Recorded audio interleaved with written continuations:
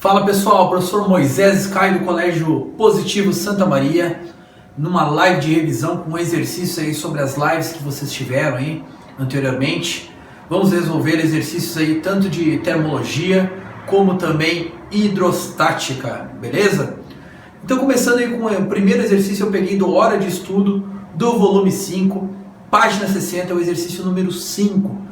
Abre aí no seu Hora de Estudo, página 60, volume 5, exercício 5, e eu vou ler para vocês aí, vai aparecer na telinha, beleza? Vamos lá então.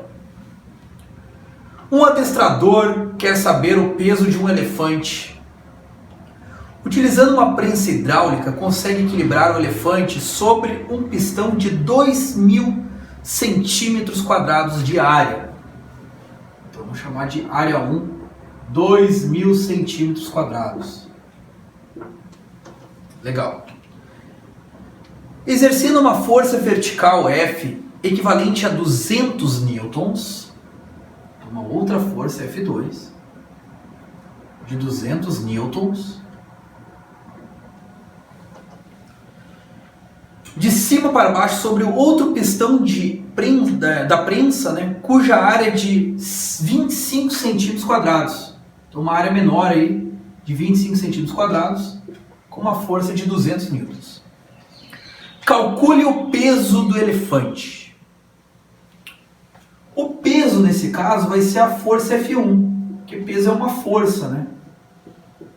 Bom, esse exercício é bem tranquilo, basta você usar a teoria do princípio de Pascal, que você usa os multiplicadores de força, né? Que o acréscimo de pressão é transmitido em todos os pontos do fluido, ou seja, o acréscimo de pressão de um lado é igual ao acréscimo de pressão do outro. Sabendo que o acréscimo de pressão é o mesmo, o que seria o acréscimo de pressão? A força que é feita em cada êmbolo, porque pressão é força por área, né?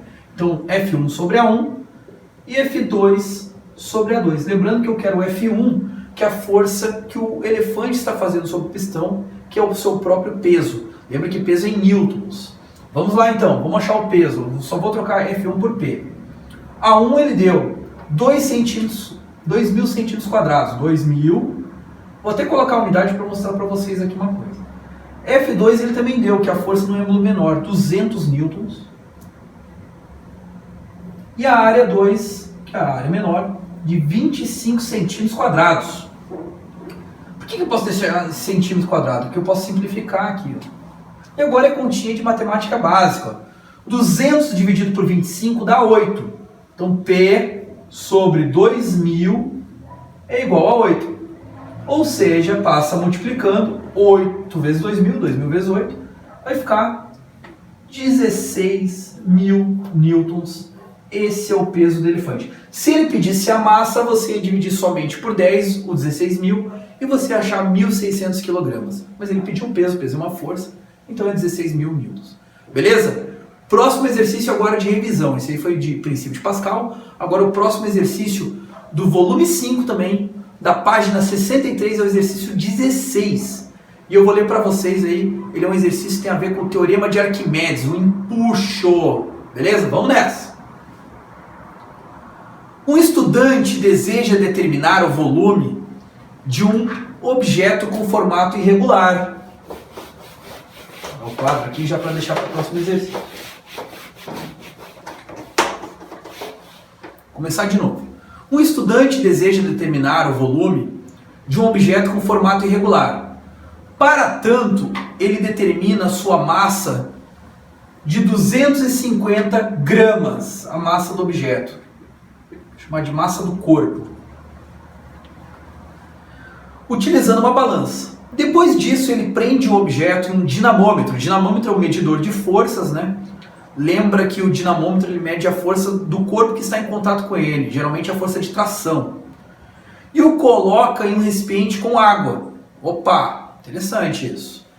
Ao atingir o equilíbrio estático, o objeto está completamente submerso. Não esquece que quando ele está completamente submerso, o volume do corpo é igual numericamente ao volume do líquido deslocado, né? E a leitura do dinamômetro que ele fornece é de 2 newtons. A leitura do dinamômetro também é chamada de peso aparente, que eu vou chamar de PAP. 2 newtons. Legal. Sabendo que a densidade da água, que é o líquido em si, né, é de 1 vezes 10 ao cubo quilograma por metro cúbico, ou seja, 1000 quilogramas por metro cúbico. Vamos anotar a densidade do líquido aí, dL. Eu vou colocar 1000 mesmo, tá? 1 vezes 10 ao cubo é a mesma coisa que 1000. Determine o volume do objeto. Lembrando que para achar o volume do corpo, ele é igual ao volume do líquido deslocado, porque ele está totalmente submerso. E ele fala que a gravidade da Terra é igual a 10 metros por segundo ao quadrado. Vamos à resolução então. Eu já passei os dados ali e basta você usar a relação do peso aparente. O que é o peso aparente? O peso aparente, que é o que indica o dinamômetro, ele é o peso real do corpo menos a força de empuxo que o líquido faz sobre o corpo. Nesse caso, o peso aparente ele deu 2 newtons, é a indicação do dinamômetro. O peso real do corpo é a massa do corpo vezes a gravidade. E o empuxo é o volume do líquido deslocado vezes a gravidade vezes a densidade do líquido. Uma coisa interessante é que a massa do corpo está em grama, né? 250 basta você dividir por 1000 para achar em quilograma. Isso aí vai ficar de 0,25 kg. Vamos deixar tudo no sistema internacional. E agora vamos substituir. 2, 0,25, G da Terra é 10, volume do líquido deslocado, como o corpo está totalmente submerso, ele é o próprio volume do corpo, que é o que ele quer. G da Terra é 10 e a densidade do líquido é 1000. Vamos lá então. 2, que vai ficar 2,5, 10.000 VC. Olha, os fatores não alteram o produto. Bom, fazendo as substituições possíveis aqui, né, eu vou tirar então que 2,5 menos 2 é igual a 10.000 VC. 2,5 menos 2 igual a 10.000 VC. Ou seja, meio é igual a 10.000 VC. Para achar o VC, eu vou ter que fazer aqui no cantinho porque não tem espaço. VC vai ser 0,5 dividido por 10.000.